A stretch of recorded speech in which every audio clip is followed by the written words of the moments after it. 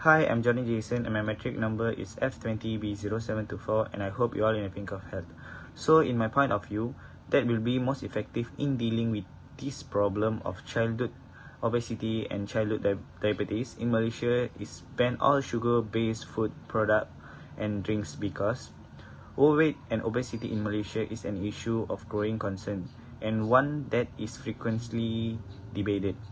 The introduction of an excess tax of 40 cents per litre on sugary drinks and the introduction of a healthy school breakfast program are timely and welcome step in the right direction. However, in the near future, further action is needed for Malaysia to effectively address its growing problem with overweight and obesity. Researches show that sugary drinking are one of the major determination of obesity and diabetes. And emerging evidence indicates that high consumption of sugary drinks increase the risk of heart disease. Malaysia is now the fattest nation in Asia and has the second highest child obesity rate among children in Asia in age 5 to 19 years, with 7.1% of children under the age of 5 being overweight. Consuming sugary drinks contributes the weight against an obesity and then a rate of non-communicable disease such as diabetes, heart disease, stroke and cancer. This evidence is clearly child body mass index BMI goes up significantly when they have sugar drinks and it goes down when they stop. Other measures that could be beneficial in Malaysia include high-quality food school meals, compulsory nutrients labeling on food and drink products, health communication campaigns, and more regularly of food and drink markets to children. The healthy school breakfast program is particularly important given that certain research suggests that around 25% Malaysian children from a wide range of socio-economic background do not eat breakfast on a regular basis, which has major implications for learning. Thank you to the candidate A. Assalamualaikum and hi. My name is Nur Anis Nabila binti Azmi and my matrix number is J20B0743.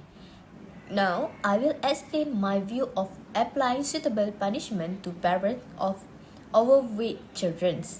As we already know, childhood obesity and childhood diabetes are becoming seriously national health problem in Malaysia.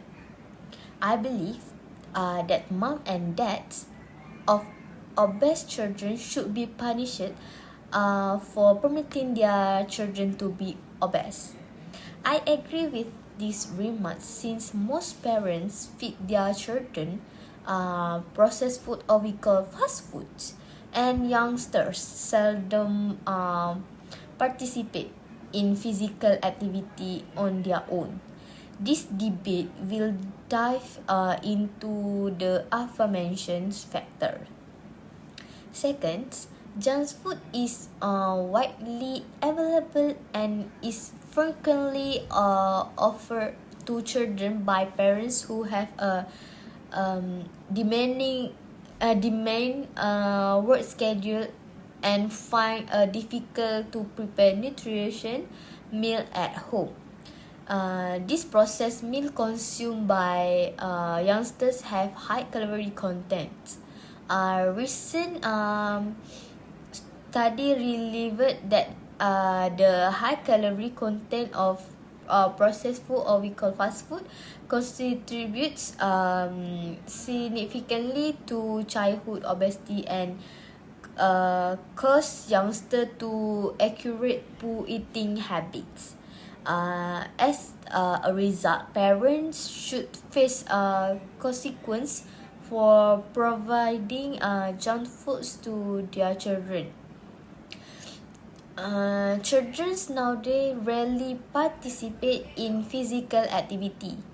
This is attributed to the increased time spent on computer gaming, online surfing, watching movies, and some other stuffs in online sessions. Adequate exercise promotes adequate blood circulation and weight loss in overweight children. Parents should encourage their children to participate in sport or games in order for them to stay fit and healthy. For example, badminton, football, basketball, and others. Lastly, it is commonly stated that you are what you consume. As a result, families should instill the practice of eating healthy to lower the likelihood of obesity in the family. Furthermore, regular exercise is beneficial for every member of the family, parents and children.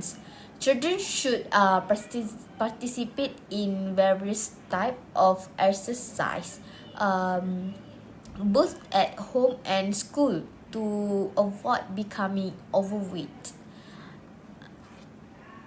I think that's all for me. Thank you. Okay, Assalamualaikum warahmatullahi wabarakatuh. My name is Kamila binti Abdul Hamid, matric number F20B0725. I am a candidate C. Okay, as for myself, I'm considering making courses on healthy living and waste management that are required. Waste management requires ongoing works that include regular exercise, healthier eating, getting enough sleep, and stress management. It can begin with small steps that prioritize healthier habits each day. Okay, some recommendations include keep wholesome foods on hand. Additionally, seek for foods with little to no added salt or sugar, such as fresh fruit or hummus with sliced vegetables. Okay, cut back on your screen time and sitting time. Disconnect from technology and go for a walk. Participate in a new sport with your family or make a playlist of your favorite music and have a dance off instead. Okay, next, make your day more active, such as set out a period each day for exercise and keep to it. Any physical activity is beneficial no matter how it brief. Okay, in addition, there are methods for encouraging your child's eating habits to change for the better life. Okay, some suggestions are like invest in like prepare and serve the foods you want your kid to consume yourself. Okay, give children the freedom to decide how much and what kind of the meals that they want. Okay, even if you initially get a negative response, keep presenting helpful foods for your kids. Okay, next, occasionally include your child meals preference in the menu for the family. Okay, next, serve yourself as example. Ensure that your youngster observe you consuming a balanced diet. Get kids involved in basic food preparation, such as putting a salad together. But there is some things to keep in mind, which are we have to engage the entire family in active play and nutritious diet, and also encourage sports and vigorous play. Okay, like put a daily time limit on sedentary activity, including watching television, playing video games, and using computer. Okay, that's all from me. Thank you. In my opinion, I agree that point number 1, ban all sugar-based food products and drinks. Before that, I think ban all advertisement of snack and fast food is the most effective way to encounter childhood obesity and diabetes. Cigarettes and alcohol were banned from television advertisements because of the health risk to the general public. Fast food consumption posing such a serious risk to public health, the advertising should also be banned. Commercial television viewing is independently associated with obesity in children. Researchers conclude this link is likely due to the advertising of unhealthy food. The promotion of a healthy product not only encourages brand switching within a product category but increases consumption of particular categories of food including fast food and soft drinks. A study of English children aged 6 to 13 years found that children had a greater preference for high-fat and high-carbohydrate foods after being exposed to food advertisements. Compared to when the same children were shown controlled advertisement on a separate occasion, the effect was greater in children who had a high regular levels of television viewing. Researchers have calculated that the average Malaysian 5 to 8 years old who watches around 18 minutes of television each day is exposed to at least 827 advertisements of 4 hours of unhealthy foods advertising on television each year. Childhood obesity can profoundly affect children's physical health, social and emotional well-being, and self-esteem. It is also associated with poor academic performance and a lower quality of life experienced by the child. Thank you. For me, I agree with candidate D. The point is ban all advertisement of snack and fast food. That's all for me. Thank you. Okay, and for me, I agree with candidate D, which ban all advertisement of snack and fast food. This way, children will not know more about fast food. Okay, thank you. At last, I would like to conclude that with my point of view that ban all sugar-based food product and drinks. Thank you. That's all from me.